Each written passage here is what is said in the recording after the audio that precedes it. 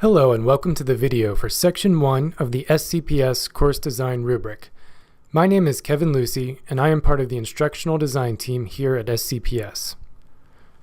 During this video, we will be looking at some examples of how an online course can be designed to meet the various objectives contained in the first section of the Course Design Rubric, Course Overview and Introduction. Section 1 of the Course Design Rubric is made up of 5 objectives, the first of which is that the instructor uses their course site to provide clear and detailed instructions for students to begin accessing all course components, such as the syllabus, the class schedule, assignments, and resources. Although this objective sounds simple enough, it is something that is easy to overlook when creating a course site.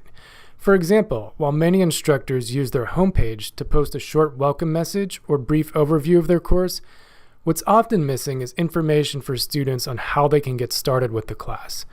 Although this information is important for all learners, it is especially critical for students who are new to learning online, or for students who may be unfamiliar with the learning management system. And so, as an example of what a course site might look like that has addressed this first objective, what you see here is the home page, or the overview page of a course site. And right there in the middle of the page, you can see instructions for students on how to get started with the course.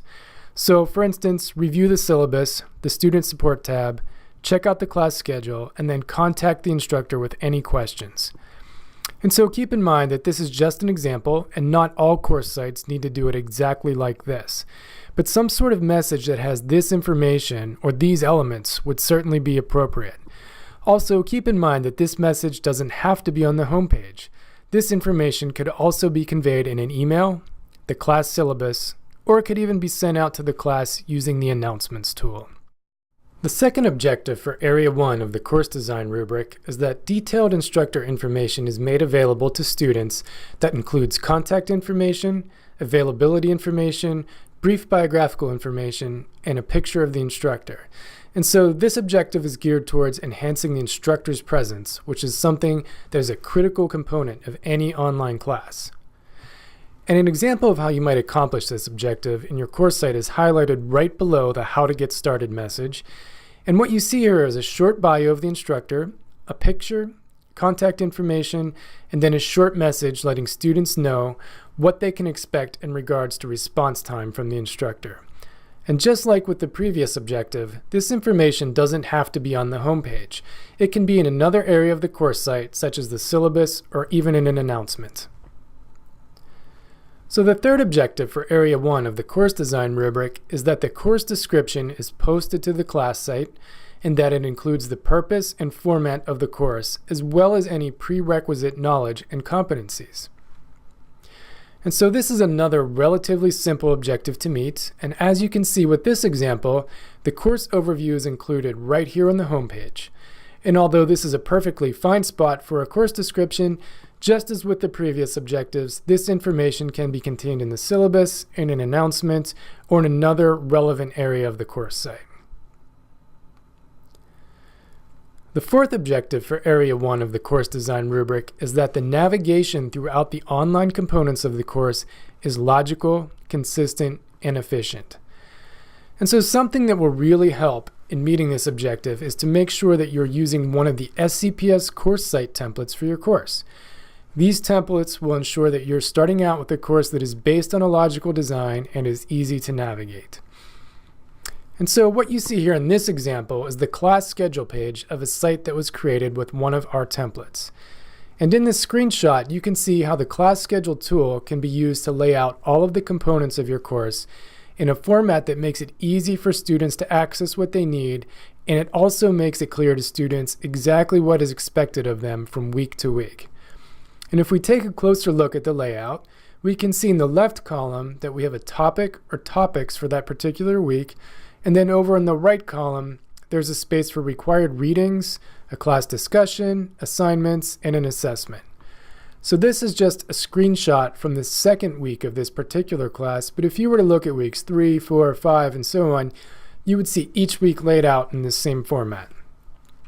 So again, this is an example of how you might use the class schedule tool to create a logical and efficient class site, But there are also other areas of your course site where you'll want to make sure that the navigation and layout is clear and efficient.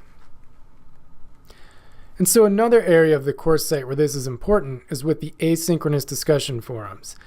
And so you can set your forums up in any number of ways, but this screenshot that you see here is one example of a really consistent, logical design.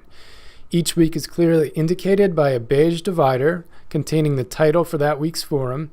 And then within each forum, we have individual topics that the students can click on and interact asynchronously with their peers and instructor. If we could scroll down on this page, we would see that each week has the same layout and the entire page is organized chronologically from top to bottom. This makes it easy for students to navigate and quickly find what they're looking for. And the final objective for Area 1 of the course design rubric is that the online etiquette expectations for various forms of course communication and dialogue, such as chat, email, and online discussions, are presented somewhere in the course site and that these expectations are clear to the student. And so with this last example, this is a crowded page and you don't need to be able to read it, but I would like to point out the two sections on the left that are highlighted in red. First, at the top of the screen, what I have highlighted is that in week 1 of this course, an announcement was sent out by the instructor asking the students to read through a document on netiquette and ground rules for online discussion. And then, in the area that is highlighted below, I wanted to point out that the instructor will also be conducting a review of the netiquette guidelines during that week's live session. So in this example, the students are not only presented with and asked to read through the netiquette guidelines, but they will also be having a discussion about them during class. And so, although there are a number of ways to achieve this objective, this approach will certainly do the trick. And then, if you are interested, over on the right side of the screen, you can see an example of some of the topics that were covered in the netiquette guide that was used for this particular class. This concludes Section 1 of the SCPS Course Design Rubric. Please contact the Instructional Design Team at idtteam@virginia.edu with any questions. Thank you.